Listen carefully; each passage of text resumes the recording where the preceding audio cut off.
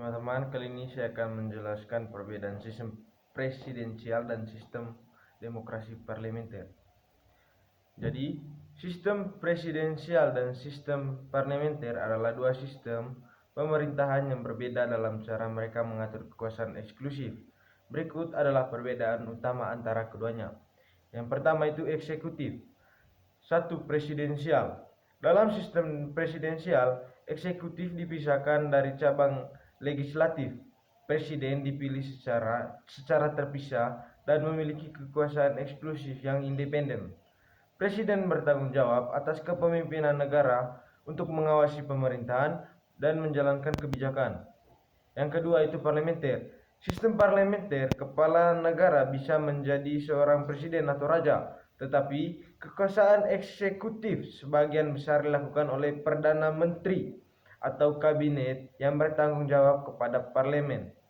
Perdana Menteri berasal dari partai mayoritas atau koalisasi dalam parlemen. Yang kedua, pemilihan dan kedudukan kepala negara.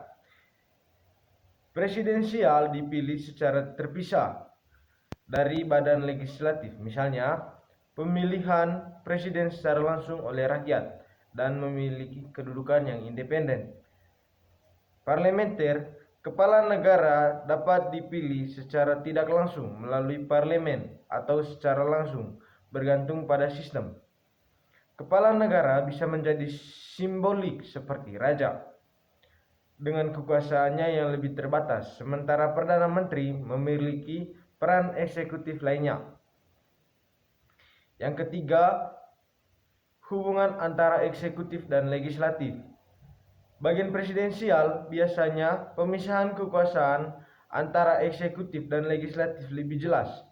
Presiden tidak dapat dipecat oleh legislatif dan hubungan antara presiden dan parlemen bisa bersifat kompetitif atau kontraktif. Sedangkan parlementer, hubungan antara eksekutif dan legislatif lebih terikat. Kabinet atau Perdana Menteri harus mempertahankan dukungan mayoritas di parlemen. Jika tidak, mereka bisa digulingkan melalui mosi tidak percaya. Yang keempat, stabilitas pemerintahan.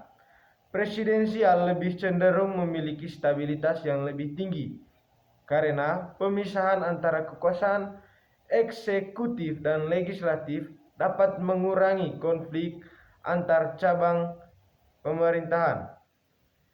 Sedangkan parlementer lebih rentan terdapat krisis karena jatuhnya pemerintahan terjadi jika koalisasi kehilangan mayoritas pada ketidakmampuan untuk membentuk mayoritas.